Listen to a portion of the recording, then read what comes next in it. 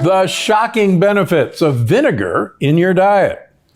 Well, vinegar has been around a very long time. In fact, research shows that vinegar has probably existed for at least 4,000 years BC, probably as long as wine has been being made. And we've been using it in a variety of ways ever since then. But first of all, what exactly is vinegar? Well, the term vinegar comes from French, meaning sour wine. And wine and vinegar are both made by fermenting or turning fruit juices into alcohol. However, the key difference between wine and vinegar is that wine is fermented with yeast, while vinegar is fermented with bacteria. And many of you may know that Pasteur became famous in figuring out why wine would sometimes go bad and turn into vinegar. And he discovered that, in fact, the wine that turned into vinegar had been contaminated by bacteria. And he became the toast of the French court and the French kings, and his fame led to, of course, pasteurization, which was killing off the harmful bacteria in wine. And that's how he actually got famous, but that's an entirely another story.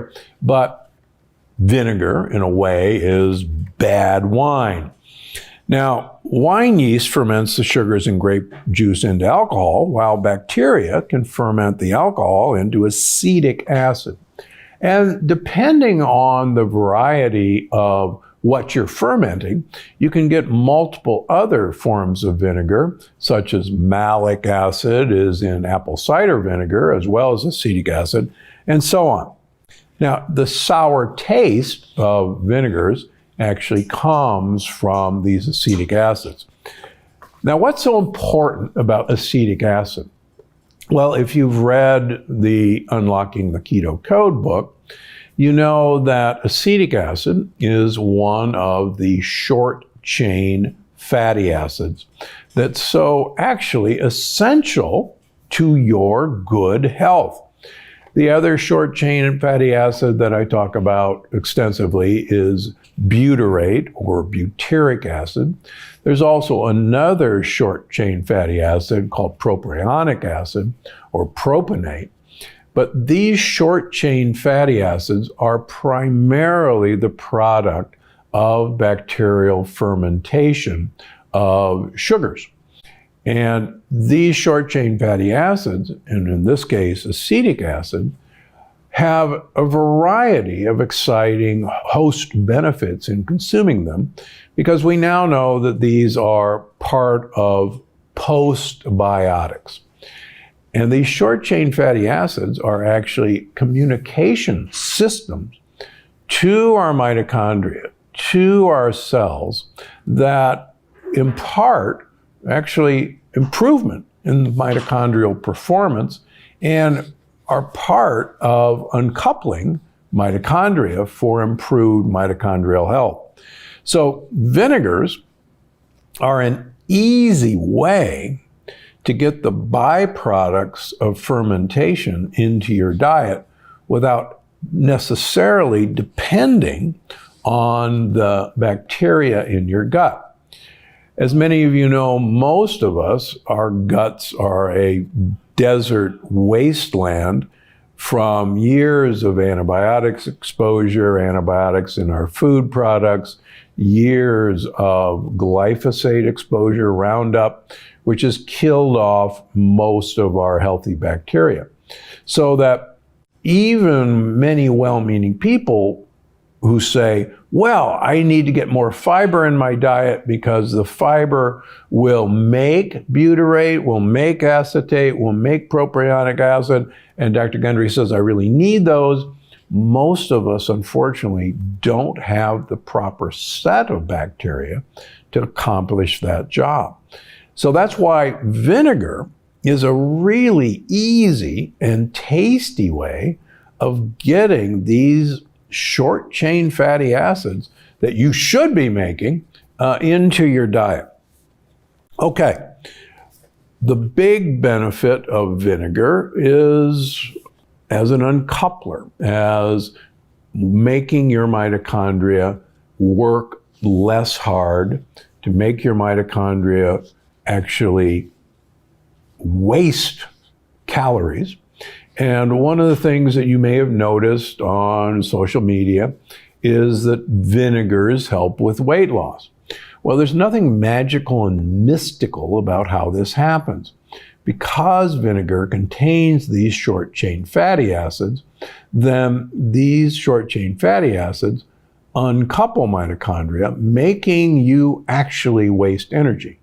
And there are well-controlled studies showing that the use of, say, apple cider vinegar or balsamic vinegar added to an otherwise isocaloric diet will foster weight loss. Now, there is another potential way that vinegars help with weight loss.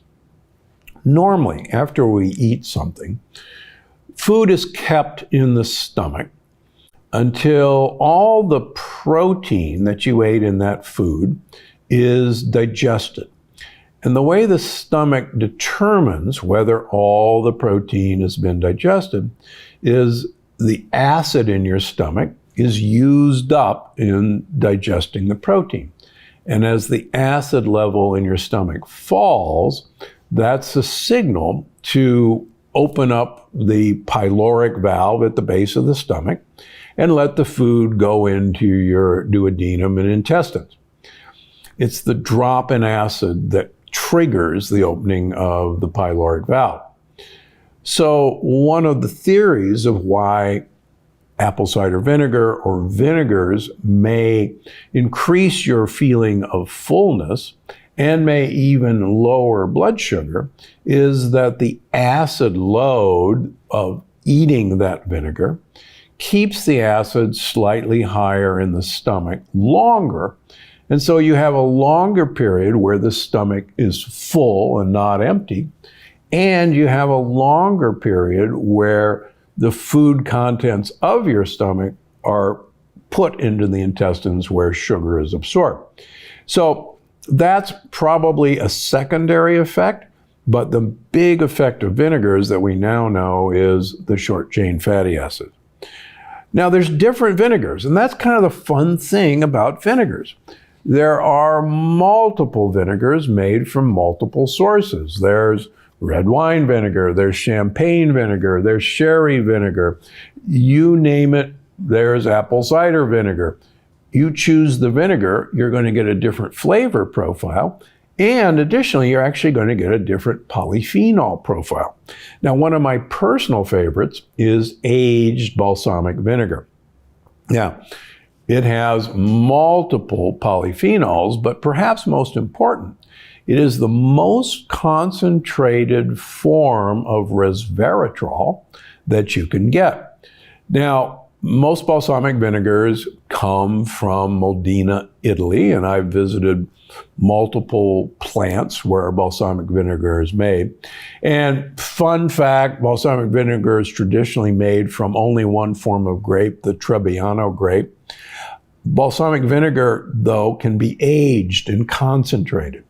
And the longer balsamic vinegar is aged, the more concentrated the syrupy flavor and the more concentrated the polyphenols are, including resveratrol, and the more concentrated the short-chain fatty acids.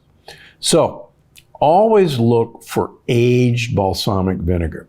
The longer the aging process, quite frankly, the more expensive it is.